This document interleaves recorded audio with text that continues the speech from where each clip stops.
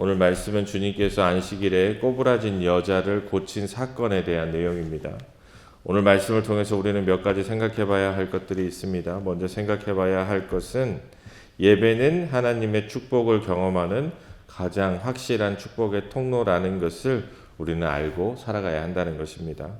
오늘 말씀 10절과 11절을 보면 예수께서 안식일에 한 회당에서 가르치실 때에 18해 동안이나 귀신 들려 앓으며 꼬부라져 조금도 펴지 못하는 한 여자가 있더라 라고 말씀하고 있습니다. 예수님께서 회당에서 가르치실 때 18년 동안 귀신 들려 앓으며 꼬부라져 조금도 펴지 못하는 여자가 거기에 있었다는 것입니다. 이 여인은 18년간 병을 앓고 있었습니다. 여기서 꼬부라졌다는 것의 헬라어 원문의 의미를 살펴보면 척추가 이중으로 굽은 것을 나타내는 의학 용어에 쓰이는 단어입니다.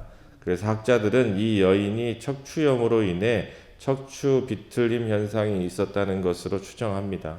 그리고 이 여인의 병은 매우 심했습니다. 오늘 말씀을 보면 그냥 꼬부라졌다라고 말하는 게 아니라 조금도 펴지 못하는 이라는 설명이 붙어 있죠. 그러니까 아주 심하게 허리가 굽어 있는 상태인 것입니다. 이처럼 척추가 심하게 굽어 외모가 흉측하게 변형된 것은 물론이고 이동할 때 어떻겠습니까? 아마 고통스러워서 이동하는 것도 어려웠을 것입니다. 게다가 이 여인은 사람들의 시선도 견뎌야 했습니다. 왜냐하면 이 시대의 사람들은 병이 든 것을 죄 때문이라고 생각했기 때문에 그렇습니다. 18년 동안 허리가 완전히 굽어서 병으로 고통받는 사람을 보면서 유대인들은 얼마나 큰 죄가 있기에 저와 같이 심하게 병이 들었을까라며 그 사람을 부정적인 시선으로 바라보았을 것입니다. 몸도 불편한데 사람들의 시선까지 견디면서 안식일에 회당에 참석하는 일이 쉬웠겠습니까? 그럼에도 불구하고 이 여인은 말씀을 듣고 하나님께 영광 돌리기 위해 회당을 찾습니다. 그녀에게는 하나님에 대한 갈망이 있었습니다. 사실 그렇습니다. 자신의 몸에 질병이 귀신 들렸기 때문이다 라고 오늘 성경에서 말씀하고 있죠. 그러면 하나님을 원망할 만도 합니다. 그럼에도 그녀는 하나님을 원했습니다. 하나님께 예배하기를 원했습니다. 고통 속에서도 포기하지 않는 신앙을 가지고 있었습니다. 이렇게 그녀가 있는 회당에 주님께서 나타나셨고 주님께서 그녀를 보시고 그녀를 고쳐 주었다는 것입니다. 만약 그녀가 회당에 없었다면 어떻게 됐겠습니까? 고침받을 수 없었던 거예요. 하나님을 향한 갈망이 있었기 때문에 자신의 불편한 몸, 사람들의 시선까지도 견디면서까지 예배당을 찾았기 때문에 그녀는 고침을 받을 수 있었던 것입니다. 이렇게 하나님을 갈망하며 포기하지 않는 신앙을 가진 그녀는 회당에서 주님을 만납니다. 만약 이 여인이 육체적 고통과 사람들의 시선 때문에 회당에 나가지 않았다면 어떻게 됐겠습니까? 예배를 포기하였다면 주님을 만날 수 있었겠습니까? 자신의 상황과 상관없이 예배를 포기하지 않았기에 그녀는 주님을 만났고 질병으로부터 해방되는 놀라운 이적을 경험하게 된 것입니다. 예배가 그녀에게 축복의 통로가 된 것입니다. 그런데 우리는 어떻습니까? 이 여인의 예배를 향한 갈망에 비하면 우리의 예배를 대하는 태도는 어떠합니까? 요즘 교회들은 성장의 정체로 인해 심각한 고민에 빠져 있습니다.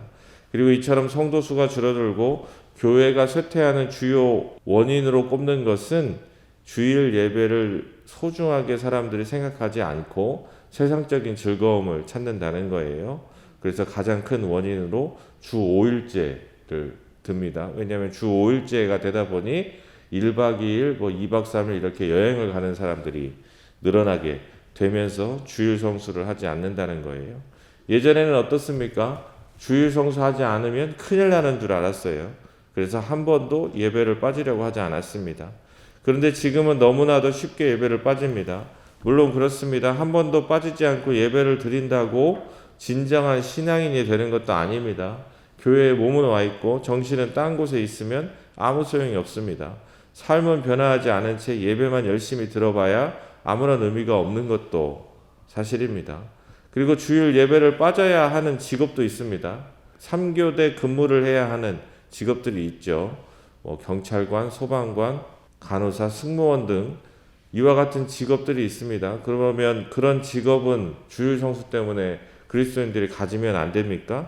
그렇지 않습니다. 중요한 것은 주님을 얼마나 갈망하느냐, 그것이 중요합니다. 하나님의 나라를 이루고자 하는 간절한 소망이 있느냐, 그것이 중요한 것이지 주일 성수를 지키지 않으면 큰일 난다, 그것이 중요한 것은 아니라는 것입니다. 한 대형교회에서 토요 주일 예배를 만들었어요. 토요일에 예배를 드리면 된다는 것입니다. 이와 같은 예배를 만들면서 가장 큰 명분으로 내세운 것이 주일 봉사자들이 봉사를 하다가 예배를 드리지 못해서 영적으로 번아웃 될 수 있기 때문에 토요일날 예배를 드려 주일의 봉사에만 집중하게 하겠다는 거예요. 그런데 이와 같은 명분은 말이 되지 않습니다. 대형교회 봉사자들은 자신이 섬기지 않는 시간에 예배를 드리면 됩니다. 그리고 봉사를 하면서 장년 예배를 드리지 않는 봉사자들은 대부분 부서 예배도 예배로 인정해 달라고 얘기를 해요. 물론 이것도 합리화해요. 그러니까 봉사도 하고 예배까지 드리는 게 힘들다라는 것이죠. 그런데 이와 같이 생각하는 사람들이 토요일 날 따로 시간을 내서 나와서 예배를 드리라고 하면 그 사람들이 예배를 잘 드리겠습니까? 그렇지 않아요. 차라리 주일날 예배를 드릴 수 있도록 인도하는 것이 훨씬 맞습니다. 또 이런 문제가 발생하죠. 토요일날 예배를 만들면 어떻게 돼요? 토요일날 예배를 또 섬겨야 될 사람들이 필요한 거예요. 토요일날 사역을 위해서 봉사하는 사람들이 필요해요. 이중으로 봉사하는 사람들이 생겨나는 것입니다. 토요일날 봉사자들이 영적인 번아웃으로부터 벗어나게 하기 위해서 예배를 만든다고 만들었는데 보양식을 먹여주겠다고 하고서는 보양식을 먹기 위해서 1시간 걸어가서 먹어야 한다고 한다면 어떻겠습니까? 보양식 먹으러 가다가 지쳐서 쓰러질 수 있는 거예요. 그와 같은 형국인 것입니다. 그러면 왜 이와 같은 예배를 만들었을까요? 그 이유는 주말에 놀러 가는 사람들이 주일 예배를 참석하지 못하기 때문에 토요일날 오전에 예배드리고 놀러 가라는 거예요. 어떻게 해서든 예배를 드리게 하려고 시도하는 것 또한 필요합니다. 그런데 문제는 교회의 예배가 소비자의 필요를 맞춰주는 서비스가 되어서는 안 된다는 거예요. 서비스를 받으러 교회에 나오면 안 됩니다.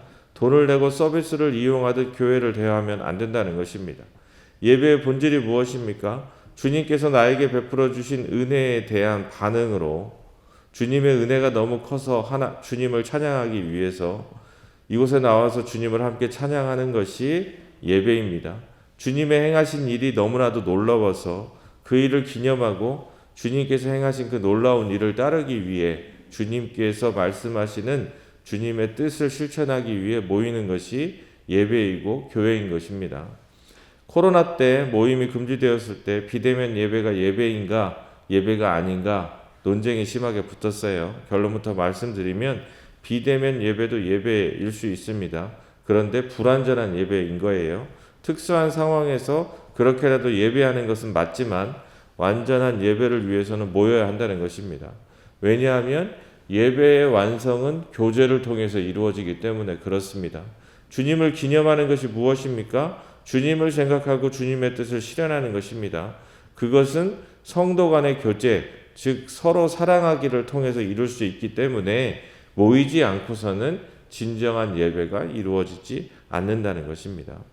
예배는 하나님을 만나는 통로입니다. 예배는 하늘의 뜻을 이루는 실천의 장입니다.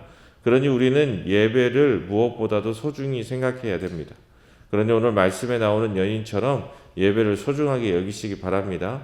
예배를 귀하게 여기시기 바랍니다. 하나님을 향한 갈망으로 어떠한 상황에서도 예배하는 삶으로 살아 하나님께 영광 돌리는 복된 저와 여러분 될 수 있기를 주님의 이름으로 소망합니다. 그리고 또 생각해 봐야 할 것은 사람이 먼저다 라는 말은 정치적인 슬로건이 아니라 신앙의 본질임을 우리는 알고 살아가야 한다는 것입니다.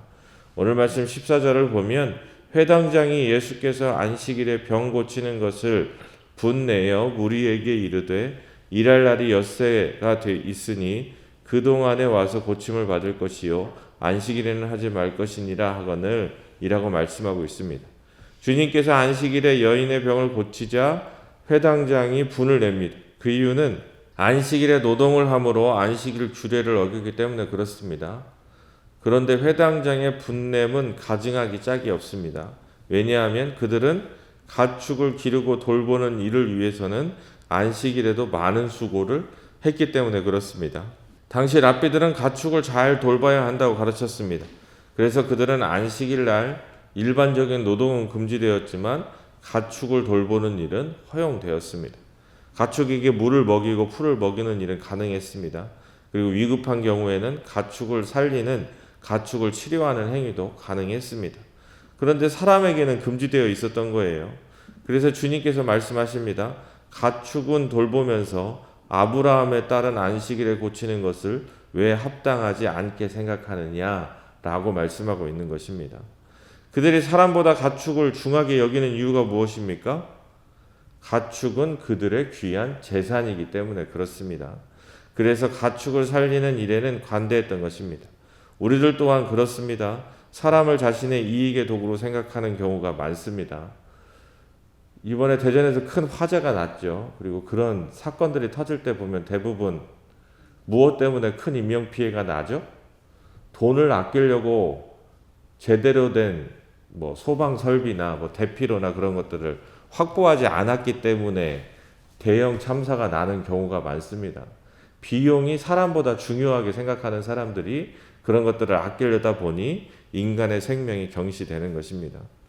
주님께서는 사람을 가축보다 쉽게 여기는 것에 대해서 반박하시며 귀신 들려 병든 여인을 아브라함의 딸이다 라고 부르고 있습니다.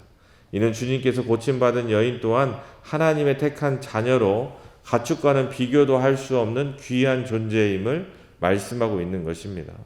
사람을 귀하게 여기는 것, 그것이 무엇보다도 중요합니다. 하나님이 하나님의 형상을 부어 지으신 귀한 존재인 인간, 그 인권을 회복하는 일이 바로 하늘의 뜻을 이루는 일임을 우리는 알아야 됩니다. 서로 사랑하는 것이 무엇입니까? 결국 상대방을 귀하게 여기고 존중하는 거예요. 그 사람의 상태와 상황과 상관없이 그 사람을 그 자체로 귀하게 여기는 것이 서로 사랑하는 것의 시작입니다. 낮은 데로 임하신 주님의 삶의 의미도 여기에 있습니다. 우리들 또한 주님을 따라 나를 귀하게 여기고 너를 귀하게 여기며 하나님의 형상을 회복해 하늘의 뜻을 이루어가는 복된 저와 여러분 될 수 있기를 주님의 이름으로 소망합니다.